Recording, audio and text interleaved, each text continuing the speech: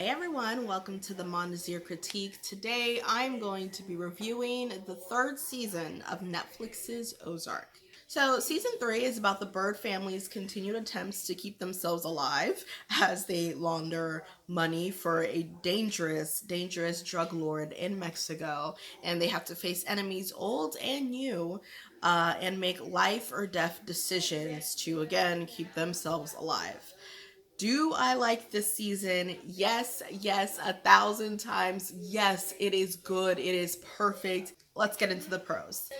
This season is miles and miles and miles away better than the first two seasons of the entire series, and it's really not even close. Someone online mentioned why they don't understand why no one's paying attention to this season, and I think it's because the first two seasons of the show were, although they were very interesting, they were not great seasons. They were good, not great. And so I think people aren't exactly rushing to see season 3, and so they don't know how perfect of a season it is. The acting, Julia Garner is slowly becoming one of my favorite actresses of all time. My favorite type of character to watch on screen is like immoral women. I don't know what that says about me, but they're my favorite type of character to watch. And this show has four really bad evil women in it, and they do such a good job. I already mentioned Julia Garner, but this show also stars Laura Linney, who plays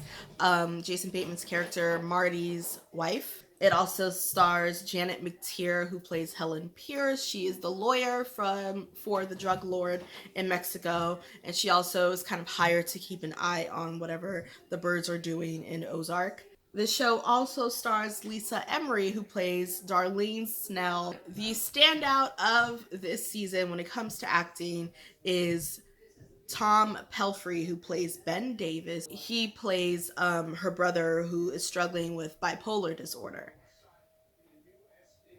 I love watching like an unknown actor just kind of flex for an entire season, and that's exactly what Tom Pelphrey did.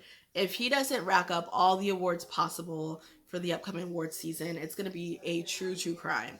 Every time he is on screen, it's like watching a documentary.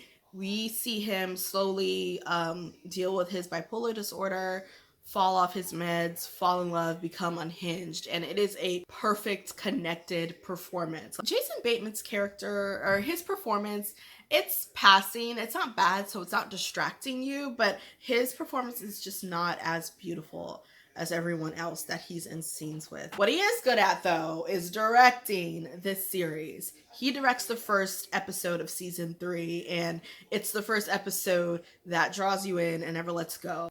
On to the cons. Helen Pierce, she has a young daughter that has to spend the summer at the Ozark with her mother, and her name is Erin. And like the first thing she says to like somebody her own age at the Ozark is that she must lose her virginity. Like that's the first thing out of her mouth.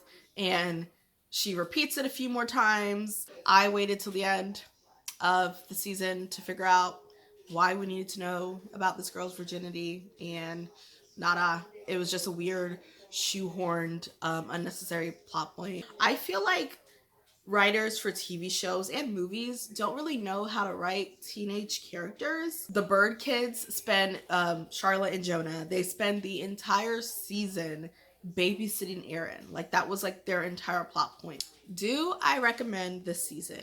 Again, yes, yes, yes, 1,000 times yes. It really felt like a reward to watch season 3. That's how fun it was. Coronavirus has kind of put a pause on everything around the globe, so I don't really know when the show is gonna come back. Hopefully in exactly a year like it usually is. But when that day comes, I am going to be running, not walking, to Netflix to continue watching. And that's the Montessori Critique. Thank you. Bye.